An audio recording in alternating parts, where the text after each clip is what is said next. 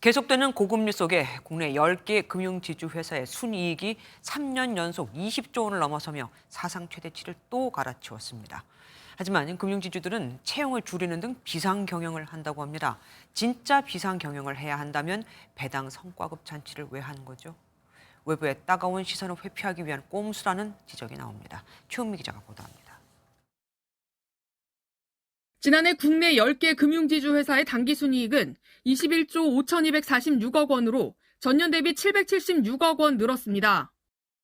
정부 압박으로 상생금융에 1조 원 넘게 내놨는데도 은행은 7,863억 원, 보험은 1조 146억 원 순이익이 증가했기 때문입니다.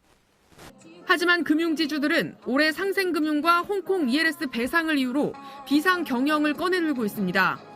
가장 먼저 마케팅 비용과 광고 홍보 예산을 10에서 20% 삭감했고 신규 채용도 큰 폭으로 줄였습니다. 실제로 지난해 250명을 뽑았던 4대 은행은 올해 국민은행과 신한은행이 100명, 하나은행과 우리은행이 각각 150명과 180명을 뽑으며 지난해보다 절반 가까이 채용 규모를 줄였습니다. 하지만 이는 막대한 이자 장사와 고위험 상품 판매에 따른 따가운 외부 시선을 피하기 위한 엄살이라는 지적도 있습니다. 금융회사들은 사실은 지난 5년간 계속 앓는 소리를 했어요. 금리 인상계에도 횡재 같은 돈들을 수익을 창출했지만 그 어디도 자발적으로 사회공헌기금을 한다든가 청년 일자리를 늘린다든가 이러지 않고 게다가 예상과 달리 금리 인하가 늦춰질 거라는 전망이 우세해 은행과 보험사들은 올해도 큰 폭의 이자 수익이 예상됩니다. 미국도 이제 경기가 너무 좋기 때문에 인플레이션 재발을 우려해가지고 금리 인하 시점이 좀 늦어질 것 같고 우리나라도 좀 예상보다는 늦어질 것 같다 이렇게 보고 있는 거죠.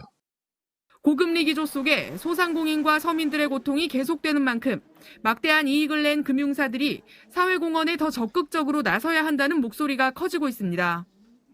MBN 뉴스 최현미입니다.